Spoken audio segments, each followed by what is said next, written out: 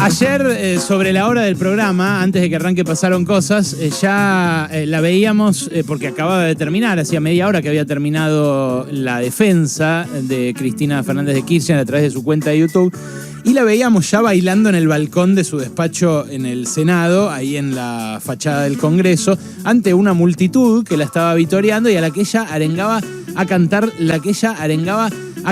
la marcha peronista. Por eso, en este espacio, ayer yo te hablé del favor del fiscal Luciani. Claro, ahí ya se notaba que Cristina había salido favorecida porque volvían a asomar en el horizonte las grietas internas. Durante todo el fin de semana pasado volvió a trascender el descontento mutuo de las partes del Frente de Todos con los demás. El dólar paralelo volvía a perforar la barrera psicológica de los 300 pesos para arriba.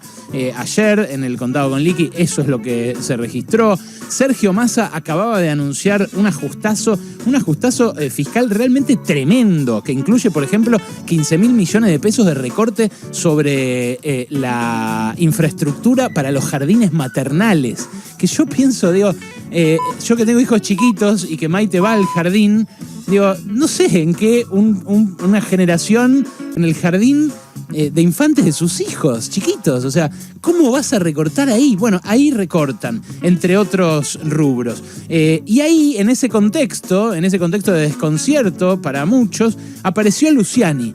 Apareció Luciani con su endeblez de argumentos, con su sobreactuación, con frases como donde toque su pura pus, o los expedientes hablan y gritan. Esas frases rimbombantes de denuncia de corrupción que, bueno, quizás son parte de la práctica de un fiscal. La verdad que los fiscales, ha habido apenas un puñado de fiscales de la democracia que uno recuerde como promotores realmente de la democracia, pero apareció con toda esa sobreactuación, con la cadena nacional en derredor, porque cada vez que hablaba Luciani de estos últimos 9 días lo teníamos en todas las pantallas de los canales de noticias macristas, en los portales también transmitido en vivo, como si se hubiera transmitido alguna audiencia de algún juicio por corrupción contra Macri, que los tuvo, y uno me tocó investigarlo a mí, que es el de las autopistas del Curro, como si se hubiera acaso dado la noticia de que Guillermo Dietrich, que la verdad se comportó como un delincuente al frente de las arcas públicas y al frente de resortes tan importantes como los de la infraestructura de transporte de nuestro país, ¿acaso se hubieran informado que lo procesaron por regalarle 800 millones de dólares, o sea, como 10 gasoductos o 8 gasoductos a los ex socios de Macri en las autopistas del Sol? Bueno, esa doble vara, esa sobreactuación, Elisa Carrió en la cama diciendo acá estoy esperando la sentencia, toda la oposición a la vez hablando de eso, todo eso le sirvió a Cristina para lo que empezó a pasar ayer. Ya no le hace falta tanto a Cristina para demostrar que todo es político, que los que discuten tecnicismos de la causa, incluso Sergio Massa, que dice que los mandantes en toda organización no se pueden responsabilizar por lo que hacen los de abajo y demás, que todos esos desvían la discusión, que esta es una discusión entre jueces y fiscales entongados groseramente con el macrismo para bloquear el camino a una eventual candidatura o a la simple supervivencia de Cristina como referente política de un sector de la sociedad. Bueno, el contraste con el caso de las autopistas del Curro, donde incluso consiguió zafar del procesamiento Dietrich, a pesar de que es muy escandaloso y está a la vista. O sea, Macri duplicó la tarifa del peaje de Panamericana, después volvió a duplicar la tarifa del peaje de Panamericana, y cuando la acción de Autopistas del Sol ya valía el cuádruple de cuando asumió, ahí vendió las acciones de la concesionaria de la Panamericana. Eso lo denunció Stolbizer. Además, después demostramos nosotros periodísticamente que le habían regalado la prórroga de la concesión y no pasó nada. El sobreseimiento de Macri en el ARA San Juan también, ayer yo lo mencionaba, uno incluso podría decir que es correcto el sobreseimiento de Macri, porque no hay un llamado de Macri ordenando que espíen a las familias de las víctimas del ARA San Juan, y entonces lo sobreseen. Bueno, ahí lo tiene Cristina a la mano para mostrar que esto es político. Ahora, lo que no puede responder es por qué lo sostuvo a José López como secretario de Obra Pública hasta el último día de su gobierno, y fue secretario de Obra Pública durante todo el tiempo. Lo que no puede responder tampoco es por qué no sostuvo a debido, cosa que yo le pregunté cuando tuve la ocasión acá, y me dijo: yo pongo las manos en el fuego solamente por mis familiares. Yo le pregunté si ponía las manos en el fuego por debido, que está acusado y condenado en distintos juicios por corrupción, y que además también fue funcionario suyo hasta el último día de su gobierno. Ahora, lo que pasó después del favor de Luciani, fue todavía más impactante, porque ayer a la tarde hubo marchas de apoyo a Cristina en todo el país.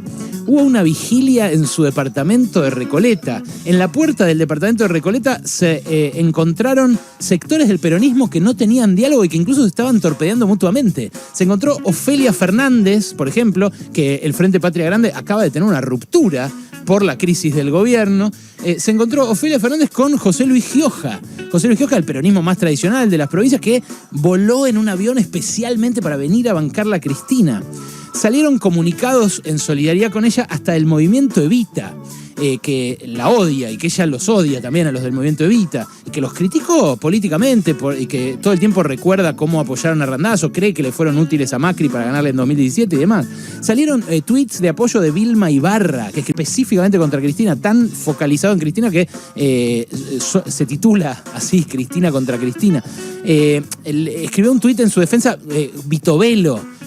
Julio Vitovelo, otro ultraalbertista que todo el tiempo fogoneó la posibilidad de que Alberto se independice de ella y la repudie. Bueno, los que más la odian dentro del peronismo salieron a rendirle pleitesía y a alinearse con ella. Pero más importante todavía que eso, la militancia kirchnerista recuperó una mística, recuperó unas ganas de salir a la calle. Vos hablás hoy con un kirchnerista y están la jefa, y además con razón están rechazando una persecución política a cargo de una justicia que nadie votó, que está más desprestigiada que nunca, y que, exhibió últimamente la porquería que es en reiteradas oportunidades. Incluso volvió a movilizarse una subespecie del peronismo contemporáneo, que es el Cuca de clase media. Con todo respeto, porque sé que hay muchos escuchando, el Cuca de clase media, que desde antes de la pandemia estaba con las ganas de salir a movilizar y que durante mucho tiempo incluso tuvo que militar el quédate en casa, que era una mierda para todo aquel que le gusta la movilización, que le gusta la política. Era una merda militar el quédate en casa, pero lo tuvo que militar porque era lo que había que hacer durante la pandemia y lo que decía Cristina también que había que hacer. Entonces, todo esto es no un favor, un favorazo de Luciani para ordenar la interna del peronismo, que algunos decían la ordenó Massa. No la ordenó Massa. Siguió la crisis subterráneamente recontra mil. Sirvió también para removilizar, para devolverle esa mística, ese encanto. Encima en el 60 aniversario del secuestro de Felipe Vallese. Ayer, o sea, una cosa, realmente a pedir de boca para el kirchnerismo. Hoy hay una palabra que a mí me molesta mucho porque la repiten mucho los analistas, Cristina. Y está ahí, y vale la pena preguntárselo, ¿por qué pasó esto? ¿Fue un tiro por la culata de los jueces y los fiscales macristas? ¿Fue un error de cálculo? Efectivamente es independiente la justicia y se maneja... la verdad es que esa yo las correría de las hipótesis. Otra hipótesis es que toman la que venden. Entonces se fueron enroscando en que sí, tenía repruebas, como Martín Lustó en su hilo de tweets, que tropieza él mismo con su propia palabra. Dice, hay pruebas contundentes, y después abajo dice, indicios fuertes. No, amigo, hay que probar un caso de corrupción así para condenar a la dirigente con... Una imagen muy negativa, muy extendida, pero también con imagen positiva tan fuerte. ¿Por qué pasó esto? Es una pregunta, ¿por qué pasó? Hay una hipótesis que tiene, por ejemplo, Gabriel Solano, del Partido Obrero, que discutió también la izquierda, porque hasta ese favor le hizo Luciani al kirchnerismo. Metió en una crisis de izquierda, porque el PTS coincide en que esto es una persecución política y el Partido Obrero no, dice que está bien, que es porque es chorra. Bueno, Solano dice que es porque la oposición macrista, que veía cómo el programa de ajuste del macrismo era asumido ahora por el Frente de Todos, necesitaba una bandera para mantenerse delimitado del gobierno. que el juicio tiene esa función y que la virulencia verbal de los fiscales, de los dirigentes opositores, se fue acentuando en relación inversa a las diferencias en el terreno económico. O sea, a medida que, según Solano, el kirchnerismo o el Frente de Todos se acercó al programa de ajuste macrista, el macrismo más hizo énfasis en que son corruptos para diferenciarse. Cosa que a mí me parece completamente inútil, porque si hay algo que prueba este caso es que son chorros dirigentes de los dos lados. Y Cristina misma lo dice cuando manda abajo del tren a José López. Ahora, lo que Solano concluye, que yo no estoy de acuerdo, él dice, estamos ante lo que los psicólogos llaman el narcisismo de las pequeñas diferencias. El odio y la venganza creciente entre los que se ven más parecidos. Esto le pasa mucho a la izquierda, materia de Iván para Solano, pero yo igual creo que no es lo mismo. De hecho, creo que los dos bandos chorean, estoy convencido, recién lo hablaba con Rey fuera de aire, pero no me da lo mismo. Y no por el roban pero hacen, porque como decíamos en la apertura, a veces hacer más es chorear más o cagarnos más la vida. No, ¿por dónde ponen al país los dos proyectos en pugna en este momento? Un contraste solito como ejemplo. Cristina destaca ayer en su arenga, en su alegato, dice, nosotros restatizamos YPF y gracias a eso, que yo lo estudié porque escribí un libro con Ale Rebocio sobre YPF, gracias a eso hoy tenemos vaca muerta.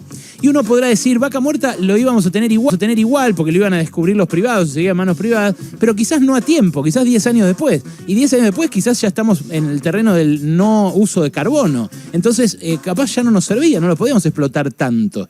Macri, en cambio, la dinámica de los hechos para la historia que genera es que, por ejemplo, le da un préstamo de $300 millones a Vicentín. Esa es una de sus medidas trascendentales. Le dio $300 millones del Banco Nación a Vicentín. Vicentín fue vaciada por sus dueños, nos chorearon esos $300 millones y ahora Vicentín, que es la cerealera aceitera más importante de la Argentina, se la está quedando Glencore, los suizos, una multinacional suiza. Entonces, vos ves... y en el largo plazo tenés a Cristina y a Macri, que los dos se están acusando, enlodando mutuamente de chorear, pero una te dejó YPF con todo lo que se le puede criticar, que pagó más por las reparaciones, que qué sé yo, pero que una abre un camino productivo para el país. El otro abre un camino de offshore y choreo para 10 familias de Reconquista y Avellaneda, que no sabés la bronca que me da que se hayan choreado esa guita de todos nosotros. Y que por supuesto no están siendo investigados por la justicia porque el juez trabaja para el intendente macrista y para esas familias de ricachones. Pero hay un problema para Cristina, aun cuando yo te digo esto. Hay un problema que queda claro en el final de su alocución. Y el final de su alocución es este, escuchá. Por eso pide el fiscal 12 años. Son 12 años, los 12 años del mejor gobierno que tuvo la Argentina en las últimas décadas. El de Néstor Kirchner y mis 2 mandatos. Y lo digo con números. ¿Por qué nos piden 12 años? Uno por la memoria, el otro por la verdad, otro por la justicia, otro por el fondo, otro por la CFJP, otro por YPF y vaca muerta, otra por el no endeudamiento, otra por el salario de los laburantes. Cuando me fui, los laburantes se llevaban el 51,8% del PBI y el resto era para los empresarios. Ahora ni hablar de cómo estamos. Por eso me van a estigmatizar, por eso me van a condenar. Cristina, en este final, es re impresionante, evoca los 12 años de gobiernos kirchneristas y empieza a enumerar un año por esto, un año por el otro. Y no dice nada de estos 3 años del Frente de Todos. Lo saltea, hace un hiato histórico fabuloso. Lo que muestra esa omisión es lo incómodo que resulta este momento para el peronismo y también el riesgo que representa para Cristina y para su propia defensa en este y en otros casos de corrupción, el ajuste de Massa. El ajuste que yo digo que está haciendo Massa, que de hecho está ejecutando Sergio Massa, pero que ella pactó con Sergio Massa para que lleve adelante y que la cámpora avala cuando dice pragmatismo es sobrevivir. Y la verdad que el ajuste de Massa es un ajuste tremendo, un ajuste que empezó antes, que empezó con Batakis. Cuando vos ves la ejecución de los gastos del mes de julio, te das cuenta de que asignación por hijo tuvo un recorte del 30% frente al mismo mes del año pasado. Te das cuenta de que ajustaron violentamente todos los programas de asistencia crediticia a las pymes, que van a empezar a echar gente cuando no tengan esa asistencia crediticia. Entonces, este ajuste tremendo jurídico que Cristina omite al defenderse es lo que puede atentar contra la defensa de Cristina y barrer o compensar el favorazo que le hizo Luciani y la oposición en su desorientación política total, en la situación en la que se encuentra un grupo que se está acusando de narco, de testaferrado,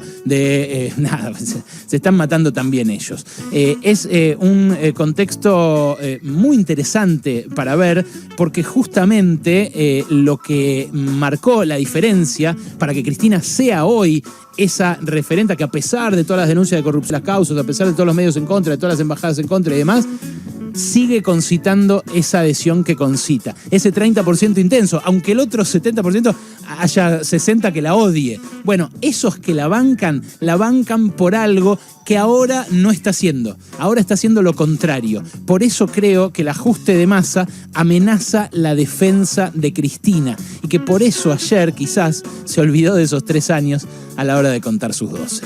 Pasaron cosas. Hasta las 16 con Alejandro Berkovich. Decía, Nico Gandini publicó que Sergio Massa, a cargo de la cartera económica, pisó el gasto, escuchá esto porque es un dato serio, acumuló una deuda con petroleras y generadoras por 1.500 millones de dólares. Es una deuda que además nunca había tenido tanta demora. Tiene una mora ya de más de 100 días Camesa con las petroleras, y ojo ahí porque las petroleras las vienen compensando para que produzcan más en Vaca Muerta, pero Camesa en general les paga con una demora fija, y si pasa lo mismo que con las líneas de colectivo, que dejan de subsidiarla y cortan las frecuencias, por lo menos las nocturnas. Bueno, no quisiera que tuviéramos problemas con la electricidad después de haber pasado el invierno que pasamos. Es algo que hace Massa, al igual que todo lo que viene anunciando, para cumplir con el Fondo Monetario Internacional. Se viene en 2 semanas el examen ante el tribunal más exigente de toda la universidad. Con tanto clima de 17 de octubre, se nos olvidó que tenemos la bota del FMI en la cabeza, ¿no? Claro. Porque de repente en un momento pensamos que estábamos frente a los albores de un nuevo día peronista y bueno, tal vez no estamos tan cerca. Tal vez no tanto. Bueno, vamos al blog Kicillof, que estuvo hoy con Rey 7K, acá en La Inmensa Minoría. Habló de la causa vialidad y dijo lo siguiente. ¿Qué tiene que ver eso con este engendro que armaron para proscribir a Cristina? Aún si Lázaro Báez hizo mucha plata siendo empresario, ahí yo leí algo porque es público, que compró unas empresas o recibió unas empresas que estaban quebradas. Y bueno, durante los 12 años de kirchnerismo hubo muchísima obra pública. No sé si no fueron 40.000 millones de dólares en obra pública, lo cual se ve por toda la Argentina, esa obra pública. Es un montón. Cocinaron esa causa para este momento electoral. Ahí está, Axel Kicillof defendiendo a capa y espada a Cristina Fernández de Kirchner, como está haciendo no solo el kirchnerismo o los que la bancan como Kicillof, sino también otros que hasta ahora la venían torpedeando internamente. Se puede coincidir, de todos modos no hay todavía un momento electoral. Me imagino que esto va a seguir, toda esta cuestión. Tenemos que esperar a diciembre, ¿no? con la sentencia. Claro. Y sí es bueno, como detalle que un dirigente como Kicillof, muy cercano a Cristina, sigue hablando de Lázaro Báez y de la guita que hizo, que no es algo que esté mucho en el discurso del kirchnerismo. Ayer los tiró abajo del tren a Lázaro Báez, a José López y tangencialmente también a Julio De Vido, Cristina, ¿no? Casi te diría que a Néstor también un ratito, cuando dijo investíguenlo por las reuniones que tenía con Mañeto y por la fusión de Multicanal y Cablevisión. Claro, ¿qué sugirió ahí? ¿Que le entregó eso a cambio de favores políticos? No se puede defender, pobre Néstor. Me tampoco. parece que fue siguió en la línea de miran solamente a los empresarios que quieren ver y no miran las reuniones que tienen los empresarios que además son ellos mismos de algún modo, porque son sus propios medios. Sí, a la noche yo le pregunté a Ricardo Torres, que ahora lo van a escuchar, el ex CEO de Edenor, un hombre además muy poderoso porque es uno de los accionistas de Pampa. Oyente del programa. Pampa Energía. Escucha, pasaron cosas. Mandamos un saludo. Ha venido acá. Tiene muy buen olor. Ah, sí, mira, qué cerca que te pusiste. Porque es un hombre muy bien perfumado. Ah, mira. Yo estaba sentado al lado. Como es le hincha de Racing. le gustan a Noé. Es hincha de Racing. Sí. Bueno, a Torres le pregunté y me decía, no, es lo más normal del mundo que hablemos. Hablar no prueba nada. Fue una de las cosas que dijo. Ahora lo van a escuchar. Pero quiero seguir con el hilo de la agenda porque, claro, Guado de Pedro, que es otro cristinista paladar negro. Paladar negro, sí. Habló en el Destape esta mañana y dijo otra cosa, parecida a lo de Kicillof, pero un poco diferente. Escucha. Analizando lo que pasó con Lula en Brasil, ahora veo que proyectándose para el 2023 pueden estar queriendo proscribir como se proscribió a Lula, ¿no? Y eso es parte de un retroceso en la democracia argentina. Siempre me parece encomiable el esfuerzo que hace Guado de Pedro, verdad, por es admirable. No tartamudear y cada vez mejor. Debe tener un tratamiento muy serio. Nada, me detengo primero en eso porque es lo primero en lo que uno frena, en lo que uno repara, ¿no? Al escucharlo hablar.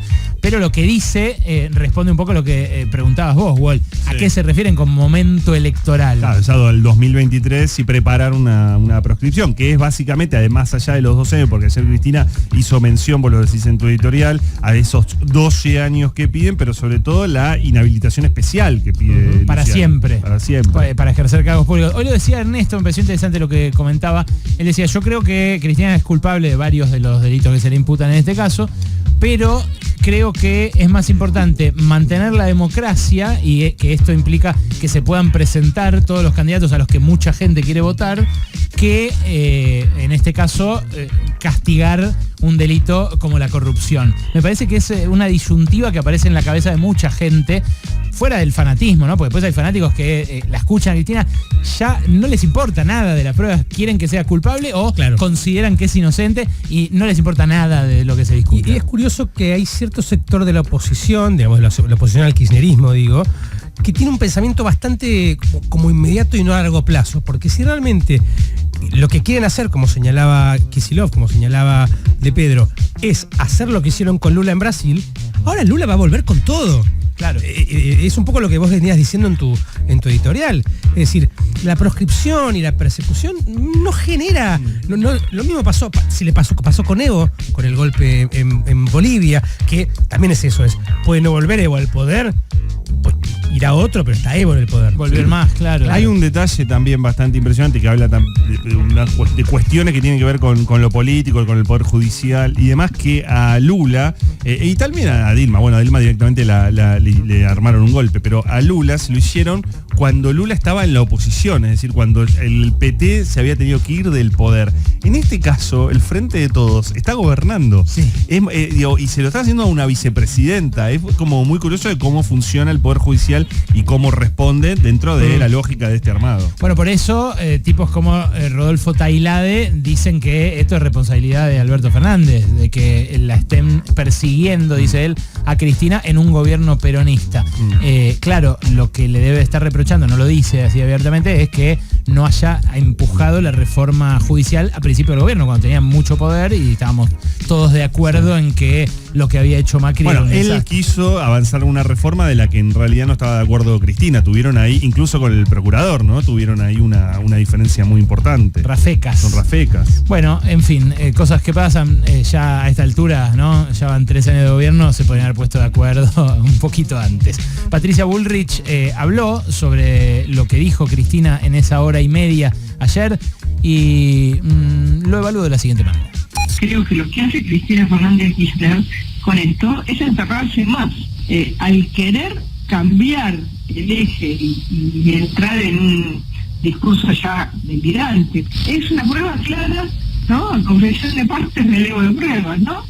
Sinceramente me pareció una mezcla de infantilismo y poca seriedad. Infantilismo y poca seriedad, dice la exministra de Seguridad. El sonido era como alguien hablando con la boca dentro de un vaso, ¿viste? Como ya sin... Claro, es infantilismo y poca seriedad, así hablaba. Hay muchas entrevistas que se hacen con mal sonido, ¿no? Todos pasaron cosas en la vida, ¿sabes? Es raro. Puede ser igual, es una buena hipótesis. Raúl Zaffaroni, esta mañana en AM750, habló de otra alternativa, una alternativa que había aparecido en la discusión pública, en algunas notas, pero que nadie hasta ahora había dicho en voz alta. El indulto, escuchá. Si la vicepresidenta es condenada, si quienes deben anular este proceso viciado desde el inicio lo confirmasen o nada hiciesen, Dados los tiempos del derecho internacional, resultarían ineficaces los recursos ante los organismos internacionales. No quedaría otra alternativa que buscar una solución en el derecho interno para salvar el futuro de nuestra democracia ante la perspectiva de llegar a una elección con proscripciones. El único recurso que queda, por duro que sea, no puede ser otro que un indulto presidencial. Es conveniente que lo vayamos pensando como último recurso para que la democracia preservada pueda intentar la restauración de la República.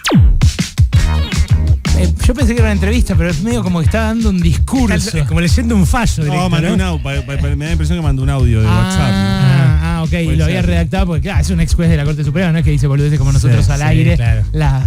Tienen mucho peso. Pero pensás que me sorprendió lo de Zaffaroni en este aspecto. Digo, habría que poder repreguntárselo, poder charlar con él para este punto, porque él había, en su momento, había estado en contra del indulto presidencial para Milagros Sala. No con el argumento. ¿Zaffaroni? Sí, pero no con el argumento de que estaba en contra de un indulto para Milagros Sala o para los que se consideran los presos políticos del kirchnerismo, sino decirlo, no habría que cargar al presidente sobre la idea de liberar a presos o a condenados en este aspecto. Bueno, algunos de ellos no estaban ni siquiera condenados. ¿No? Alberto 1000 veces dijo que el indulto es una rémora monárquica. Claro. Dijo que no da que el presidente tenga la potestad de indultar a un reo condenado porque él es partidario de la división de poderes. En ese sentido, él expresa una visión nada más institucionalista. Liberal. Sí, más liberal del derecho. Pero claro, es que además, yo no sé, tampoco ayudaría, en caso incluso de una condena, a la propia Cristina Fernández de Kirchner un indulto, porque no te deja de poner en un lugar, así como vos, Luciani, te hace el favor, porque te pone en la épica de la persecución. Aceptás la culpa. Claro, el indulto. Sí, por eso señalaba Zaffaroni que tenía que ver con los tiempos, con la velocidad de los tiempos del derecho internacional, porque igual ahí se llegaría a una elección con una candidata proscripta. Claro, ahí está de vuelta la discusión que decíamos antes, de que planteaba Ernesto, democracia restringida si hay un candidato que no se puede presentar y que un 30% de la gente quiere votar. Y por otro lado, digo, para la pulcritud institucional de Alberto Fernández, también es la injerencia de un poder sobre otro, me parece. Que la justicia elija los tiempos de una elección. Claro, sí, claro, es cierto, desde ese punto de vista también. Mirá qué sesudo se puso el debate. Sí.